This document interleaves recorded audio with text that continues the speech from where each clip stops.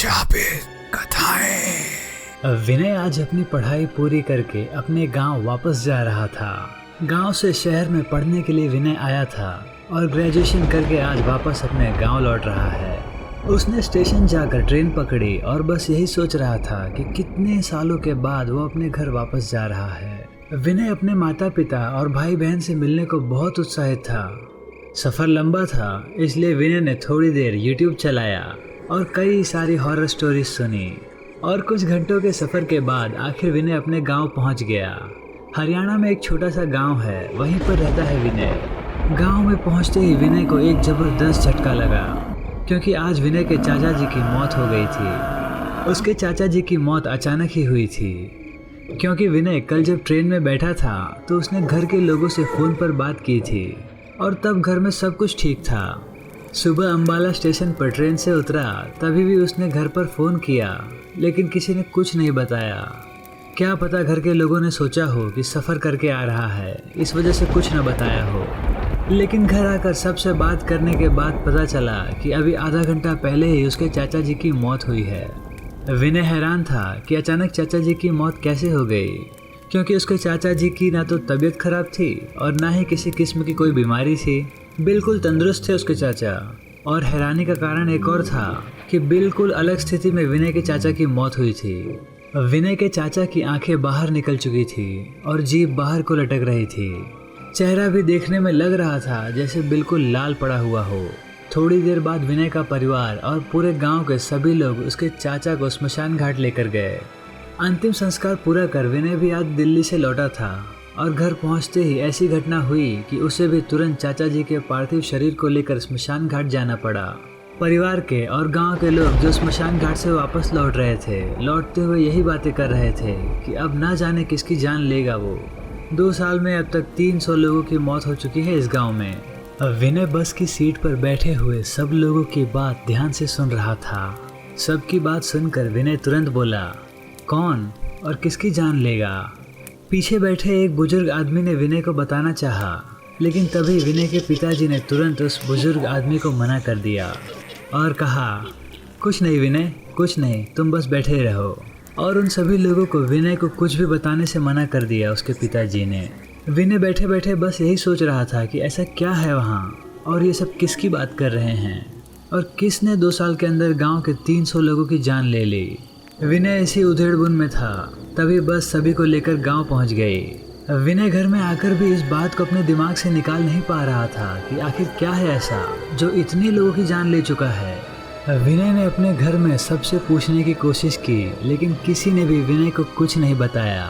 लेकिन विनय ने भी सोच लिया था कि इसका पता तो मैं लगा कर ही रहूँगा, आखिर क्या है ये। अगले दिन विनय ने गाँव में कई लोगों से इसके बारे में पूछने की कोशिश की, पर गांव का कोई भी व्यक्ति विनय से इस बारे में बात नहीं करना चाह रहा था, क्योंकि विनय के पिताजी ने सबको मना कर दिया था। इसलिए किसी ने भी विनय को कुछ नहीं बताया। आखिरकार गांव के आखिरी में एक चाचा जी रहते थे। विनय ने उनसे पूछा तो उन्होंने आखिर विनय को बता ही दिया। चाचा जी ने कहा, इस गांव को श्राप मिला है, वो श्राप अब सबको बारी बारी से मार देगा, वो किसी को नहीं छोड़ेगा। अब सबकी मौत एक ही तरह से हो रही है, आंखें बाहर निकल जाती हैं, जीभ बाहर लटक जाती है और चेहरा बिल्कुल लाल हो जाता है और व्यक्ति की मौत हो जाती है। एक एक कर सबका नंबर आएगा। इन लोगों ने पाप ही ऐसा किया है, उसकी सज़ा अब भुगत रहे हैं। उस चाचा ने बिना रुके ये सब बातें लगातार कह दी। उस चाचा की बात खत्म होते ही विनय ने पूछा, कैसा श्राप और क्यों मरेंगे सब? कौन है जो सबको मार रहा है, बताओ मुझे। विनय के बार बार पूछने पर फिर उस चाचा जी ने बताया, लगभग 2 साल पहले गांव में सुरेश और सकीना की मौत हुई थी, उसी का खामियाजा भुगत रहा है आज हमारा ये गांव। चाचा ने अपनी बात जारी रखते हुए कहा, आज से 2 साल पहले इसी गांव में रहने वाले सुरेश को सकीना से प्यार हो गया था। दोनों अलग अलग धर्म के थे, इसलिए गांव के लोगों ने दोनों को समझाने की बहुत कोशिश की। गांव में माहौल भी बहुत तनावपूर्ण हो रहा था। ऐसा लग रहा था कि गांव में अब 2 धर्मों के बीच आपस में लड़ाई दंगे हो जाएंगे, जो आज तक कभी नहीं हुआ था। इस गांव में दोनों धर्मों के लोग बहुत शांति और प्यार से रहते थे, लेकिन इन दोनों की वजह से गांव में बहुत अशांति फैली हुई थी। लेकिन सुरेश और सकीना को इन बातों से कोई मतलब नहीं था। वो अपने प्यार के माहौल में खोए हुए थे। उन्हें किसी से कोई मतलब नहीं था। वो कहते थे कि चाहे कुछ भी हो जाए हम दोनों साथ में ही रहेंगे, चाहे आप लोग हमको गांव से क्यों ना निकाल दो, लेकिन हम एक दूसरे का साथ कभी नहीं छोड़ेंगे। ऐसा लग रहा था कि बहुत गहरा प्यार था दोनों में, लेकिन गांव वालों के दबाव की वजह से सुरेश के घर वालों ने सुरेश को उसके घर से निकाल दिया। उसके बाद सुरेश और सकीना गांव से दूर बाहर रहने लग गए, लेकिन गांव वाले तो मानो इन दोनों की जान के पीछे ही पड़े हुए थे। वो कह रहे थे कि ये जहां मिल जाएंगे हम उन्हें वहीं काट देंगे। तभी एक दिन गांव के एक बाजार में सकीना और सुरेश दोनों एक ढाबे में बैठकर समोसे खा रहे थे, लेकिन होनी को शायद कुछ और ही मंजूर था, क्योंकि इनके प्यार के दुश्मन हर जगह मौजूद थे। तभी गांव के एक आदमी ने उन्हें देखा और गांव में फ़ोन करके सबको बता दिया। ऐसा लग रहा था कि जैसे इनकी जान के कितने प्यासे थे। सब लोग फ़ोन करते ही तुरंत बाजार में पहुंच गए। उन लोगों ने तुरंत दोनों को वहीं दबोच लिया। कुछ लोग सकीना को घसीटते हुए ले गए और कुछ लोग सुरेश को मारते पीटते घसीटते हुए ले जा रहे थे। वो सभी लोग इन दोनों को घसीटते हुए खेतों की तरफ लेकर गए। वो सब लोग इन दोनों को ऐसे पीट रहे थे कि जैसे इनकी जान लिए बिना नहीं मानेंगे। उन दोनों को सब गांव के लोगों ने मार मार कर अधमरा कर दिया। खेतों में कोई डीजल का भरा हुआ कनस्तर लेकर आया हुआ था। उन दरिंदों ने सकीना और सुरेश को एक साथ लिटाकर उन दोनों के ऊपर पूरा डीजल उड़ेल दिया। उन दरिंदों ने उन दोनों पर आग लगा दी। सुरेश ने मरते मरते कहा, हम दोनों का श्राप है, मैं इस गांव में किसी को भी नहीं छोड़ूंगा और मैं सबको मार दूंगा।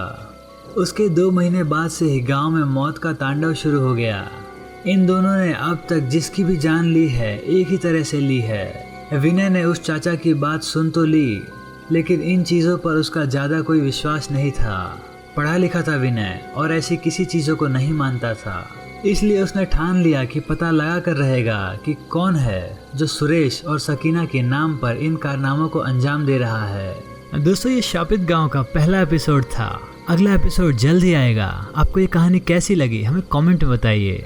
अगर आपको हमारी वीडियो पसंद आई हो तो हमारे चैनल को सब्सक्राइब कर लीजिए। धन्यवाद।